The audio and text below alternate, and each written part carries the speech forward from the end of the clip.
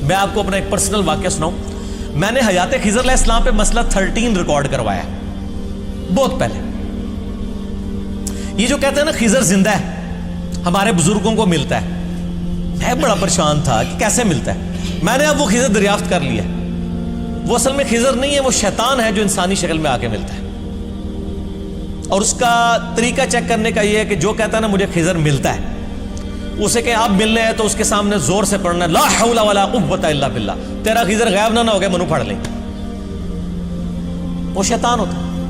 ہمارے محلے میں ایک بھائی تھے نا, تو وہ بڑا تعویذ داغا کرتے تھے. اب تو ان کا کاروبار پورا ٹھپ ہو گیا بیچاروں کا. تو اللہ کا شکر ہے شاید اسی وجہ سے آخرت بن جائے. تو مجھے کہنے لگے کہ مجھے وہ فلاں بزرگ آ کے نہ ملتے ہیں, پورا گائیڈ کرتے ہیں. میں نے کہا یار آپ کو شیطان آ کے ملتا ہے. نہیں, یہ آپ نے کیا کہہ دیا. میں نے کہا بڑا آسان طریقہ ہے. اب ملنے کے لیے ہے نا تم نے پڑھنا ہے لا حول ولا قوت الا باللہ. تمہیں تو اعتماد ہے نا کہ وہ بزرگ آ کے ملتے ہیں, وہ جن کا مزار لاہور میں ہے, جن سے لوگ پھر ناراض ہوتے ہیں. میں نام نہیں لیتا, صرف بتا دیا اتنا ہی. وہ لاہور میں مزار ہے بہت بڑا. کہتا نہیں وہ آ کے مجھے ملتے ہیں. میں نے کہا اب آئے نا تو آپ نے پڑھنا لا حول ولا قوت الا باللہ. تو کہتا نہیں یہ غلطی نہیں میں نے کرنی, کدھر غائب ہی نہ ہو جان. میں ہے کیوں؟ کہنا وہ ناراض ہو سکتے ہیں. میں کہ اللہ کے ذکر سے تو شیطان ہی ناراض ہوتا ہے. میرے سامنے آپ 50 دفعہ لا حول ولا قوت الا باللہ پڑھو, اعوذ باللہ من الشیطان, کچھ بھی پڑھو, میں نہیں غائب ہوں گا. میں تو خوش ہوں گا, سب اللہ کے ذکر ہے. تو لا حول ولا قوت الا باللہ پڑھنے سے بٹ صاحب اگر کوئی غائب ہو رہا ہے تو پھر دال میں کچھ کالا ہے کہ وہ بزرگ نہیں ہے جن کو آپ سمجھ رہے ہیں. یہ کوئی اور شیطان ہے جو انسانی شکل میں آ کے وہ بزرگ بن کے آپ کے سامنے آیا ہوا ہے. تو میں نے ان کا خضر جعلی جو تھا نا, جو صدیوں سے دریافت نہیں ہو رہا تھا, وہ دریافت کر لیا. اس کے لیے تھوڑی انجین نہیں کرنی پڑتی آپ کو. انجین نہیں کرنے سے دریافت ہو گیا. آپ جو کہتا ہے نا ملتا ہے, اس کو کہو کہ اس کو لا حول ولا قوت الا باللہ پڑھو, غائب نہ ہو جائے تو ہمیں پکڑ لینا. اور لوگوں کے غائب ہوئے ہیں. ایک اہل حدیث عالم تھے, وہ بتانے لگے کہ ان کے کوئی جاننے والے تھے افغانستان میں. تو وہ کہنے لگے کہ ہمارے ہی اس طرح ایک جاننے والا تھا جو اسی طریقے سے بزرگ بابوں کے مزارات پہ رہتا تھا, اور اس کا یہ عقیدہ تھا کہ وہ فلاں بزرگ ہمیں آ کے فلاں جو ہے وہ جگہ پہ ملتے ہیں. وہ کہتے ہیں کہ جی, وہ کہتے ہیں راوی کے پل پہ, وہ پاکستان شفٹ ہو گئے ہوئے تھے افغانستان سے اس دوران جب یہ افغان وار ہوئی تھی, تو وہ لاہور میں رہتے تھے. وہ کہتے تھے راوی کے پل پہ مجھے وہ لاہور کے وہ دربار والے جو بزرگ ہیں نا, وہ ہر جمعرات کو آ کے ملتے ہیں. تو وہ اہل حدیث عالم نے کہا یہ تو جھوٹ ہے یار, کیسے ہو سکتا ہے, مرا ہوا بندہ کیسے قبر سے نکل کے آ سکتا ہے. وہ تو میں نے مسلم شریف کے مقدمے سے آپ کو بتایا نا کہ ایک بندے نے کہا کہ حضرت عبداللہ ابن مسعود نے جنگ صفین کے موقع پہ ہمیں حدیث بیان کی, تو اس دوسرے تابعی نے کہا کہ عبداللہ بن مسعود قبر سے نکل کے آگے کیسے حدیث بیان کر کے چلے گئے. یعنی تابعین کو پتا تھا قبر سے نہیں, صحابی بھی نہیں نکل سکتا, بزرگوں کو کٹ دے بیٹے. ٹھیک ہے, چونکہ جنگ صفین تو 37 ہجری میں, عبداللہ ابن مسعود 33 ہجری میں فوت ہو گئے. وہ کہاں سے نکلتے, وہ تو حضرت علی کے خلیفہ بننے سے پہلے ہی فوت ہو گئے تھے. تو وہ کہتے ہیں اب آئے نا تو تم نے پڑھنا لا حول ولا قوت الا باللہ. کہتے ہیں جی جفی ڈالتے ہیں, معانقہ کرتے ہیں. وہ کہتا ہے جی جناب وہ اب آئے شام کے وقت ملنے کے لیے. کہتا ہے جی جب اس بندے کا اپنا بیان ہے, کہتا ہے جی میں نے ان کو معانقہ کیا, اور معانقہ کرتے ہی لا حول ولا قوت الا باللہ پڑھا تو وہ چیخ مار کے بندہ غائب ہو گیا. اچھا اب بھی اس کو عقل نہیں آئی ہے. وہ آ کہتا ہے مولوی صاحب تسی بزرگوں کو ناراض کر دیتا ہے. وہی بات ہے. وہ جیسے پروفیسر احمد فیر اختر صاحب نے بڑی پیاری بات کی. وہ کہتے ہیں ایک جگہ ایک لکڑی دفن تھی اور مزار بن گیا. لوگوں نے کہا کہ ہمارے سامنے یہاں پہ کچھ عرصہ پہلے کسی نے لکڑی دفن کی تھی, یہ مزار نہیں ہے. میں اپنے جیل میں ایسے مزارات جانتا ہوں جو بالکل جعلی بنے ہوئے, پوری زندگی کپڑے اتار کے لوگ پھرتے رہے ہیں, ان کے مرنے کے بعد ان کا مزار بن گیا, اب لوگ جاتے ہیں, ہم نے تو ان کو دیکھا ہوا ہے. اچھا وہ خیر قبر کشائی ہوئی, واقعی لکڑی نکلی اندر سے. اب لکڑی نکلنے کے بعد تو کوئی پیچھے چیز نہیں سی رہ گی نا.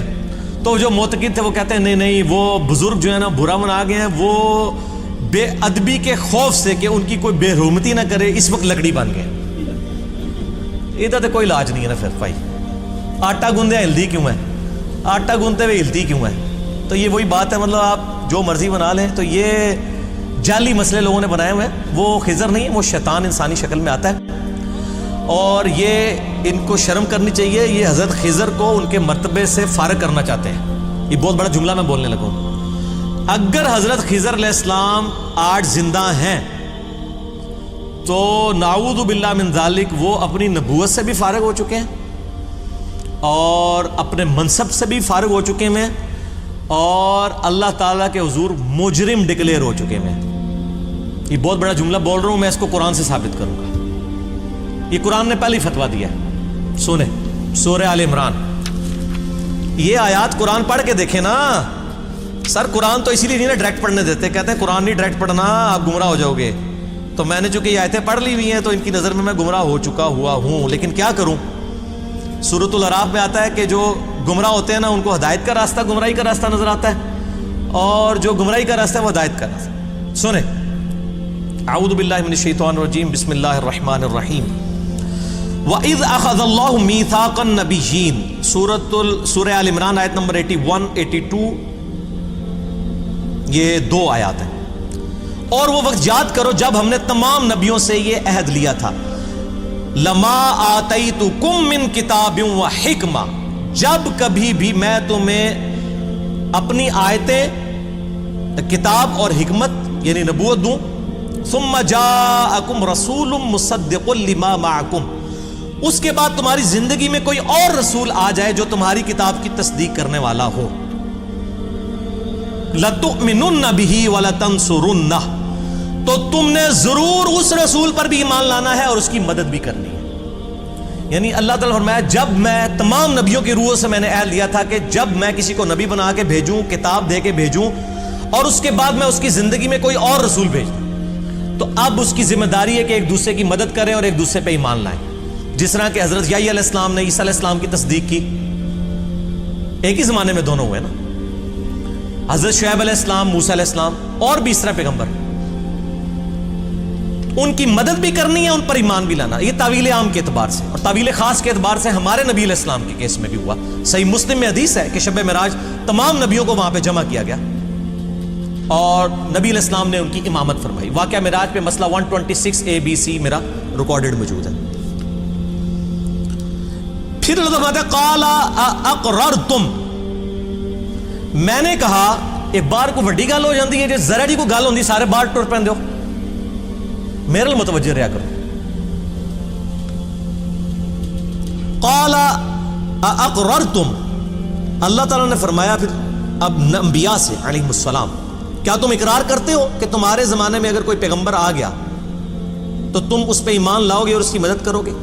وَأَخَذْتُمْ عَلَىٰ ذَلِكُمْ إِصْرِي، اور اس پہ میرا بھاری ذمہ اٹھاتے ہو؟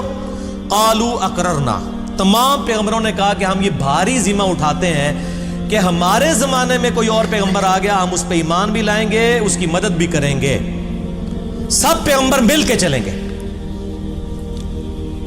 قَالُوا أَقْرَرْنَا، سب نے کہا اقرار ہے. قَالَ فَاشْهَدُوا، تو اللہ نے فرمایا اب گواہ ہو جاؤ ایک دوسرے پر کہ تم سب نے یہ وعدہ کیا. وَأَنَا مَعَكُمْ مِنَ الشَّاهِدِينَ، اور میں بھی گواہوں کے ساتھ تم میں شامل ہوں، میں بھی گواہ ہوں کہ تم تمام نے یہ عہد مجھ سے کیا ہے کہ ایک پیغمبر نے دوسرے پیغمبر کے زمانے میں اس کی مدد کرنی ہے. ابھی بات ختم نہیں ہوئی ہے، اگلی آیت بڑی سخت ہے. فَمَن تَوَلَّىٰ بَعْدَ ذَلِكَ، اب جو کوئی اس میرے وعدے سے پھر گیا، فَأُولَٰئِكَ هُمُ الْفَاسِقُونَ، تو ایسا شخص پھر فاسق ہو جائے گا. اللہ تعالیٰ نبیوں کو بھی کہہ رہا ہے کہ اگر تم نے وقت کے پیغمبر کا ساتھ نہ دیا تو میرے کھاتے میں تم 0 سے ملٹیپلائی فاسق ہو جاؤ گے، نبوت تمہاری ختم اگر تم نے یہ عہد توڑا. یہ ظاہر بفرض محال تھا، ایسا ہونا تو نہیں تھا. اب مجھے بتائیں، میں ان صوفیاء سے، ان کے ماننے والوں سے کہتا ہوں کہ حضرت خضر علیہ السلام تو تھے پیغمبر کیونکہ وہ موسیٰ علیہ السلام کے استاد تھے، آپ کے کیس میں وہ زندہ ہیں، آج تک زندہ ہیں، قیامت تک زندہ رہیں گے.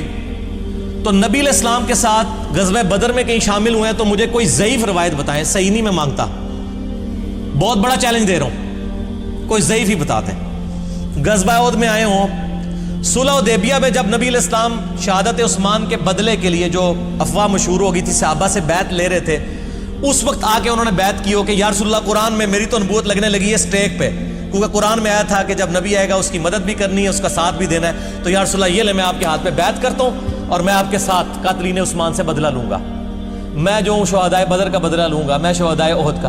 کوئی ضعیف روایت آج تک تسی سنی؟ تسی کدے سنی ہوئے ممبراں تو؟ ایڈی جعلی گل ہے کہ ضعیف ہی نہیں ہے، ورنہ کبھی نہ کبھی تو ممبر سے سن لی ہوتی کہ حضرت خضر آئے سن. تو سر خضر کی نبوت نہ آپ چھنوائیں، اگر وہ تھے بھی تو وہ آئے تو کوئی نہیں ہے، اصل میں وہ تھے ہی نہیں، وہ اپنی طبعی موت مار چکے۔ یہ بالکل جھوٹا اور جعلی عقیدہ ہے، اور اس میں یہ دونس لگانا کہ ابن حجر اسقلانی کا عقیدہ ہے، فلانے کا عقیدہ ہے۔ اور میرے بھائی آپ لوگ اتنے بڑے بڑے ہم تو کہتے ہیں امام مالک کا قول ہے، ابن حجر تو 852 ہجری میں فوت ہوئے ہیں، امام مالک 179 ہجری میں فوت ہوئے ہیں۔ نبی علیہ السلام کی قبر مبارک کی طرف اشارہ کر کے کہتے تھے اس صاحب قبر صلی اللہ علیہ وآلہ وسلم کے علاوہ دنیا میں کوئی ایسا شخص نہیں ہے جس سے اختلاف نہ ہو سکے، اور کوئی ایسا شخص نہیں جس کی ہر بات مقبول ہو سوائے ان کی ہر بات مقبول ہے، باقی ہر شخص سے اختلاف رائے بھی ہو سکتا ہے، بات مردود بھی ہو سکتی ہے۔ صحابہ کے آپس میں اختلافات ہوئے نبی علیہ السلام کی احادیث کی روشنی میں، کچھ ٹھیک تھے، کچھ نے اپنی غلطی کے اوپر رجوع کر لیا۔ مسئلہ 197 میرا اس کے اوپر دیکھ لیں جسے شوق ہو۔ تو میرا خیال ہے حضرت خضر علیہ السلام کے بارے میں جو کچھ بھی انہوں نے پوچھا تھا وہ میں نے بتا دیا الحمدللہ۔